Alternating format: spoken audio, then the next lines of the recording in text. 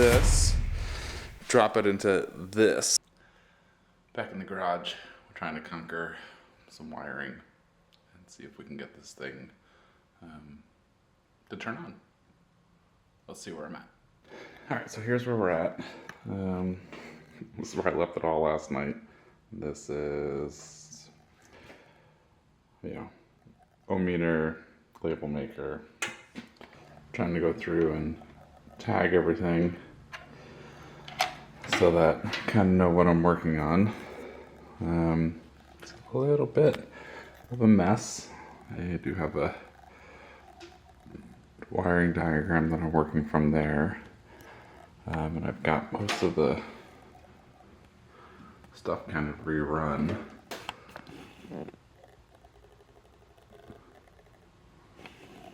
And so let me grab a flashlight and I can show you what's going on inside the truck.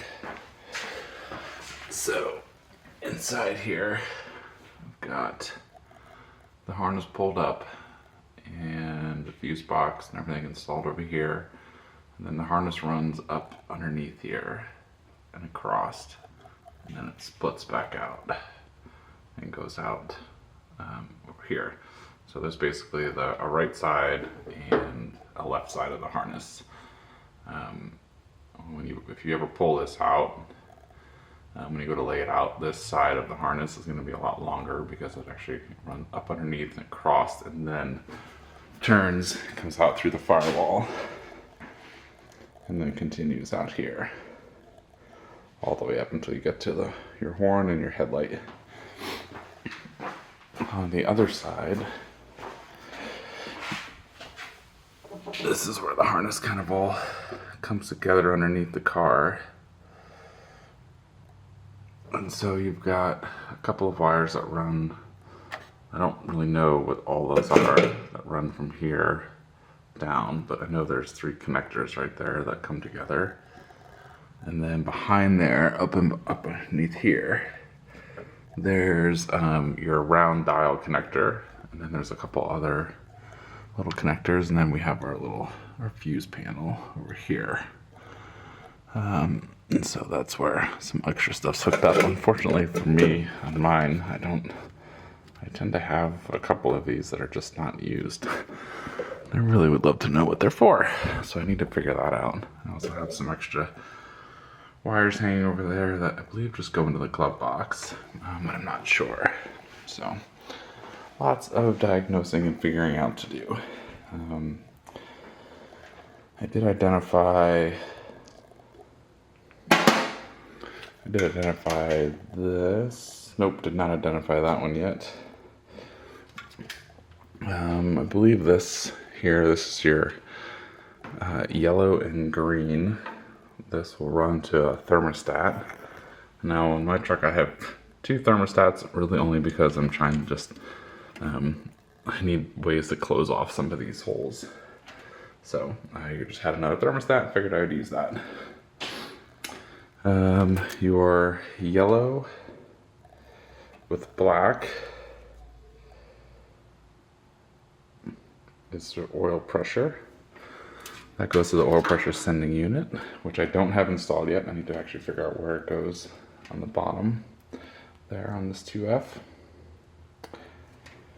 And then, yeah, I have a couple other examples. This one here, this is our turn signal dimmer, but I don't have a turn signal dimmer. It's gone. Don't know where it went. Didn't have it. So, and then I do have this wire here. This is white with a black stripe. There was a section here that came off and went to the dimmer and then continued on, and that section was toast, so I don't know what that is. And then I also have this that looks like a blue and then a blue with a yellow stripe. I have that, which goes to nowhere. This might have gone to the turn signal dimmer, but I'm not sure. And then I also have this white with blue, which just runs all the way out and of course terminates nowhere. So I also need to figure out what that one is. What other stuff am I working on? I was getting the carb installed. This stud here came loose while I was trying to tighten it. So I need to take all these back off and pull that so I can redo it. I also realized too, I don't think I put any type of gaskets in there. So I need to get some gaskets and put those on. And throttle kind of working, but it bottoms out against the intake manifold. So I need to figure that out. Also need to, I have white tape covering up some holes. I need to figure out what those are. I did get the front bezel back on, which I think looks nice. Got our battery here, positive side, negative. Figure out what's going on there. I believe this is going to attach to the fusible link. And this is what will provide power to the harness. And then I just need to ground this side out. And then this side also will run over to the starter motor. And yeah, also have this here, which is not connected to anything. Looks like I have a blue with white, and then white with black, which is actually, I think, what I had on the other side over there as well. I have this one, which looks like black with white stripe. I know it looks kind of yellow in the frame, but it's white. And then I have this here, which is black, and then black with yellow.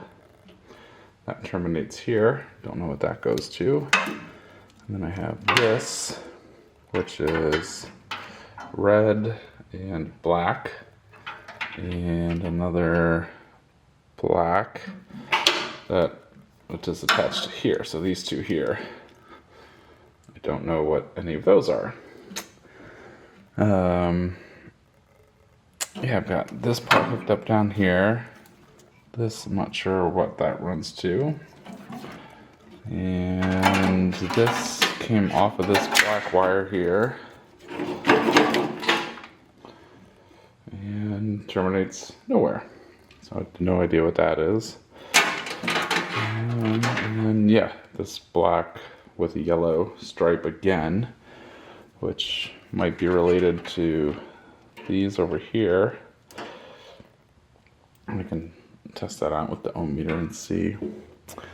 And we've got our headlights here. This is our horn, I believe. And then we've got our corner marker indicator. These are green with yellow, green. And that matches all up like that. And then you've got your, ground over here. So, okay, I feel like I'm starting to kind of figure out some of this stuff. Maybe. Well, hopefully if anyone watches this and you have an idea of what's what on here, it'd be really helpful. Just tag what minute you're commenting on, and let me know what it is that I'm looking at. That'd be really helpful. Need to wire up the coil, and then we also need to properly stab the dizzy, which has not been done yet. So we need to kind of work on that. If I can't get any further with the wiring today, I might just also get the dizzy stab and get that put in the right spot so that I know. So that's done at least. All right. We'll jump back in here and see what we can find out. All right, a couple things around the garage that I've really been finding very helpful. One is I finally took the time and I bought magnetic strips and I organized all of my screwdrivers. I also went and got some Japanese industrial standard sizes, which helps a lot with all the factory screws. And the magnetic things, just a nice way to like keep everything organized and not have to keep digging for things. I installed a paper towel dispenser, which is actually made by Expedition Essentials. I think now they're going by Skunk Works Designs, but this thing is basically all collapsible.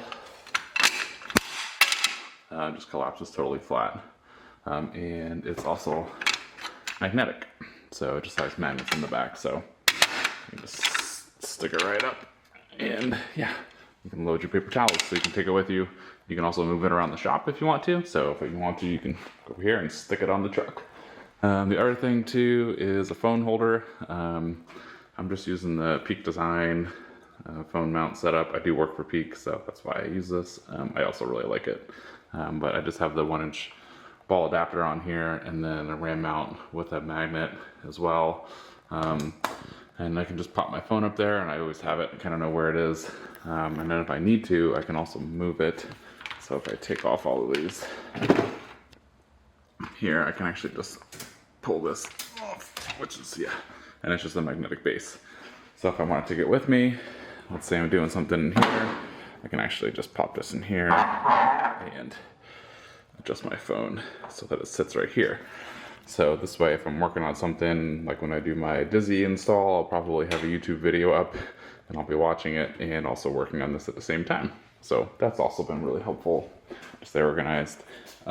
This little power strip I installed in the front of the workbench has been really nice, super handy. I have an idea with the iPad this morning to help out with the wiring, which I'll show you in a little bit. And I also really like these like baking trays, aluminum tins. I kind of just use them to store a bunch of stuff, and it's been really helpful. So yeah, just a couple little things that's made my life a little easier in the shop. Another thing that's made my life a little more comfortable in the shop, these are Thermarest camping pad. I just bought a full length one and I cut it into sections. And so I can take this, and if I'm kneeling on the ground, for example, I can throw that down, pop this under my knees, and then it makes it a lot more comfortable. I can also throw it in various parts of the truck. So if I'm having to sit on a weird corner like this, do something, I can just pop up on here and sit. It makes it a lot more comfortable, especially since I don't have any seat or anything like that installed here, so it's still pretty empty. So yeah, also recommend grabbing one of those. These are closed cell foam, so they don't pick up any moisture or anything like that. They don't hold water if they get wet, which is also really nice. Okay, so I told you I had an idea with this iPad and what to do. So I've got the iPad here, and I've got my drawing. So what I'm going to do here is I'm going to take a photo of my schematic. Okay, so I've gone ahead and I've taken a photo of the schematic and then on the iPad, and then what I've done was I've grabbed my pencil, Apple Pencil, and I'm going to go ahead and select the color red. And what I'm going to do then is take a look at this, and my goal here, I can pinch and zoom now. And so right now I'm looking at the battery. I'm sorry, that's a little blurry. Okay, so negative goes to ground. Probably should have used black, but you get the idea. And then if I want to, I can trace the positive side, which goes over here to the starter. And then I also have a fusible link. It needs to go here, and then now I can trace. Now we can actually trace this whole thing.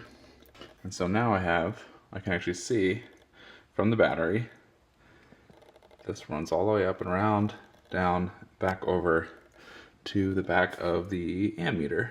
And so, yeah, that's just like a nice little way to be able to trace and see where I'm at. And then I can always edit it, change it later. I can save another copy. So I can kind of go through each one of these and figure out what wires I'm working on, where they run, and how they're connected. Okay, so I went ahead and pulled the starter because I wanted to make sure I got some of this wiring right. So I was looking at the diagram here, and it looks like we need to go from the positive side of the battery to the starter, and then the starter goes to ground. So here's the ground for the starter. So it actually is just connected to the electric motor, and then it grounds out to the starter mount, and then this mount attached to the engine, grounded. So that should work. And And then if I flip it over, this is the side that I was curious about. So this connection here, I believe from what I was just reading, is this black wire with the white. I believe that's going to go on there. And then this is where the positive goes. So yeah, so that should work out when we get those hooked up. Also, just went ahead and ran, I found another one of these cables, so I ran it from black, negative, to ground, sanded this off, cleaned this up, and then yeah, I'm going to use that bolt as our battery ground. This does have a fusible link installed. We just won't use it. We'll leave this one off, and then we'll use the one obviously that's on the positive side. Stella, what are you doing? Are you out here helping? Do you want to go for a ride in a pumpkin? Do you want to go for a ride in pumpkin? I know, not yet. It's not ready. It's still not running. That's okay. One day, yeah, we'll get it going. I promise. Okay, we're sort of getting somewhere. I've got negative side of the battery over to the engine for a ground. And then I installed this 0 gauge wire and cleaned up the frame and attached it to there. So battery's grounded to the engine, engine's grounded to the frame.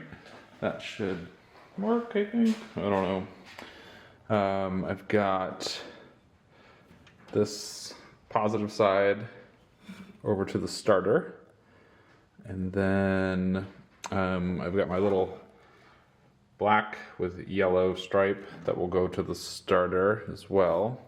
I have it disconnected though because when I went to go hook up the fusible link, these two right here,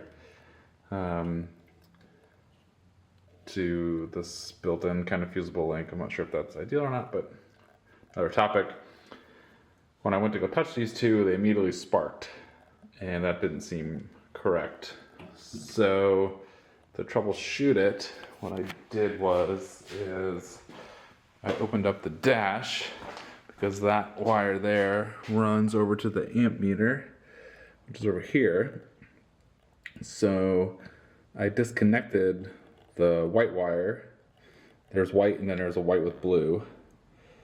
I disconnected just the white one, which is that lead over there running the amp meter, and then I touched those two wires on by the battery, and there was no spark. So I don't know if that means there's something wrong with my amp meter, but I'm not sure. And then of course my blue and white wire, which I was following here, this should go to the alternator. And obviously it does not at all. So coming out of the alternator, this is probably not the original, yes, or even a replacement. This is what goes into the alternator, and then I have a couple of wires here that come off, but I wouldn't really know which one is like a signal or one. Yeah, not sure, don't know. But this is what plugs in there. So, guessing by the setup here that the voltage regulator, which is back here, I believe, is not being used anymore. It's a built-in voltage regulator with the current alternator that I have. So that's kind of where I'm at for right now. I also undid the wires coming off of the distributor. So I have a black wire, and then I have another black wire. It looks like it just goes to the body of the distributor, and then I have my positive, which is right here. And so yeah, we'll work on those two. Okay, so I think I figured out what's going on. I just temporarily put some little quick connects on there, and then I jumped into the fuse panel, not the fuse panel, the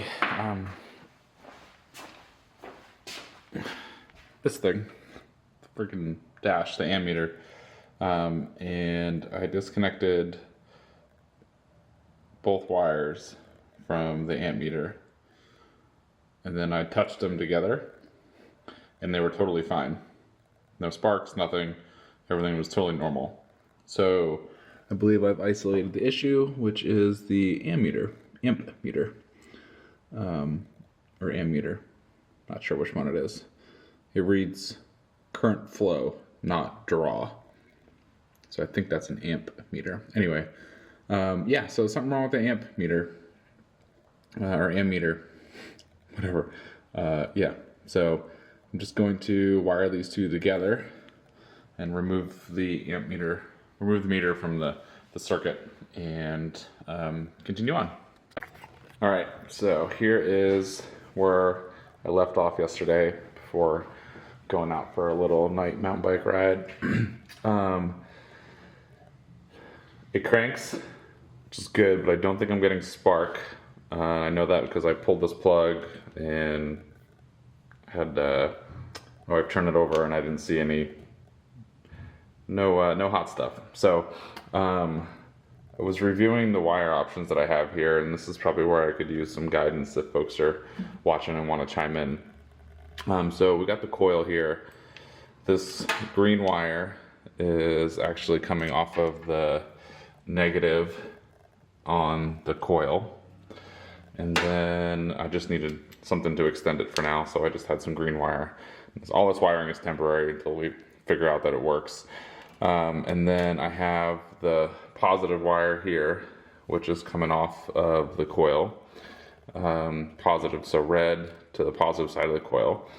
So that's set. And then obviously we have this going to center of the coil. So that seems proper. Now, as far as wiring goes around, just backing up a little bit for the starter. The starter, I have a black and white wire here, okay, that comes out of the harness and goes to the starter. And then I also have my positive big gauge, which will go on the battery. And then I have the little piece of the fusible link part that just came with this little kit. That then plugs into this white wire, which the connector broke on it. And then the other options I have here are, I have this black and yellow wire, which I do have marked as coil now based on looking at this. So I think this might go to the coil and attach basically right over here by the side of the vacuum advance. I think that needs to go there. I also saw in the wiring diagram that there's a black and white wire that runs from the starter over to the coil. Not sure if that just needs to go on the negative side here, question mark, or if I need that at all. I've also saw that some trucks have resistors, some don't, so I don't know about that either. Also looking at my wiring harness, this is coming out here. There's a black and red, and then there's also, this goes to a black, and then black with yellow to this connector here. And I don't know if that is supposed to go somewhere or not. Yeah, I don't know if that's related, where that's supposed to go. I also have up where the temperature gauge wire comes out, I also have this black wire that looks like it's been trying to be extended at some point. And not sure if this is maybe the one that's supposed to go to the Dizzy, or if it's supposed to go to this. So yeah, maybe someone could help chime in and answer those questions. That would be super helpful. Obviously I have more wires that I don't know quite yet. I've been really trying to focus and use this to get somewhere, which has helped. Like I said, I can now crank the truck over, but I'm just not getting spark. And yes, if you're also going to call out the fact that, hey, there's no carb, it's not going to run. Yes, aware of that. But also a good point, and we'll not crank it with all that sealed up. We'll open that back up. I had to, well, while we're talking about it, I went to go snug up one of the bolts here, and the stud just kept rotating. So it wasn't tightened all the way, so I took the carb off, set it all on there. Then I also realized I need to get some gaskets for that so that I can stack all that up. And then I need to go get some bolts. I measured the bolts last night. And also, speaking of handy dandy things to have in the shop, this has been super helpful. I can just pull out whatever sizes I think they are, take this over to the truck, and figure out what my thread sizes are. So that way when I go bolt shopping, I can just, I know exactly what I'm grabbing, which has been super helpful. So, all right, I think I'm gonna wrap up this video here because I have lots of questions, and I'm hoping folks will watch this and chime in. So, yeah, cool. Well, thanks for giving us a look. Thanks for offering any advice, guidance you can on this wiring part. This has been a real stumper for me. It's been a real challenge. Not my favorite thing, even though I did do a couple years of electronics in high school, and did lots of breadboard stuff. I really enjoyed it then. I don't know, now it just seems so overwhelming and just daunting and totally out of my wheelhouse. Although I keep saying that everything is out of my wheelhouse and I have these huge knowledge gaps and I keep seeming to close them. So the way I've been able to do that is I basically kind of like look at the larger problem, what's the general concept, and then I've been going on YouTube, just reading about it. I'll go on I Hate Mud, I'll read about it, and then what I'll do is from there is I'll take notes in like a little notes app, and anything that feels relative or close, I'll start to put those notes all together. And then what I'll do is go back and start to read all the notes, and all the notes will start to align, and I'll pull out common themes and relationships between each of those notes. And that's what's been helping me move along here and actually be able to kind of figure out and problem solve and tackle some of these problems. So that's been, I don't know, somewhat helpful for me. So, all right, again, cool. Thanks for your help. Thanks for watching. And yeah, it feels like we're getting somewhere. Later.